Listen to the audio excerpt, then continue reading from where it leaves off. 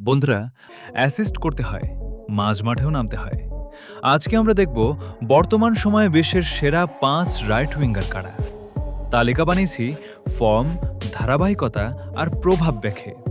চলো শুরু করা যাক। ৫ নম্বরে উসমান ডেম্বেলে। আগে ইনজুরি তাকে পিছিয়ে দিয়েছিল, কিন্তু এখন পুরো ফিরে এসেছে। বায়ার্নে কিছুদিন পর পিএসজিতে চমক দিচ্ছে।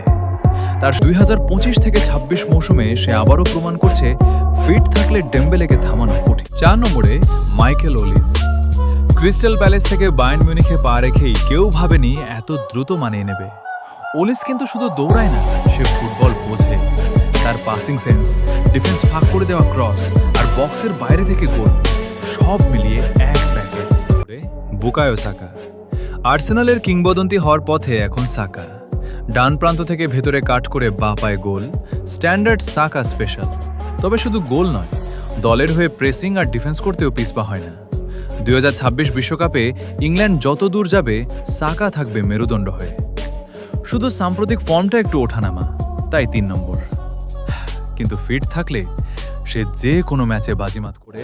মোহাম্মদ সালাহ। বয়স বাড়ছে কিন্তু পারফরমেন্স কমছে না। ২০২৫ থেকে ২৬ মৌসুমেও সে লিভারপুলের সবচেয়ে গুরুত্বপূর্ণ খেলোয়াড়।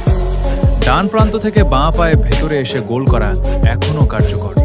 আর শুধু গোল নয়, অ্যাসিস্টেও সবার উপরে। সালাহকে রাইট উইঙ্গারদের গোল্ড স্ট্যান্ডার্ড বললে ভুল হবে না। তবে ১ নম্বরে না থাকার কারণ বয়স আর স্পিড আগের চেয়ে সামান্য কম, কিন্তু সেটা কাটিয়ে ওঠার মতো অভিজ্ঞতা। এবং ১ নম্বরে লামিনে ইয়ামাল। বয়স এখনো ১৮ পার হয়নি, কিন্তু এই বালক ইতিমধ্যে রাইট উইঙ্গার পজিশনটা নিজের করে নিয়েছে। তার ড্রিবলিং, ইন্টেলিজেন্স আর বয়সের তুলনায় পরিপক্কতা কম বয়সী মেসির কথা মনে করিয়ে দেয়। বার্সেলোনার হয়ে নিয়মিত গোল ও অ্যাসিস্ট করে যাচ্ছে। স্পেনের জার্সিতেও দাপট দেখিয়েছে। ২০২৬ বিশ্বকাপে সে সবচেয়ে বেশি আলোচিত ফুটবলারদের একজন হবে। বর্তমান সময়ে আর কোনো রাইট উইঙ্গার ইয়ামালের কাছাকাছি নেই, তাই সে ১ নম্বর। তোমার মতে কে সেরা রাইট উইঙ্গার?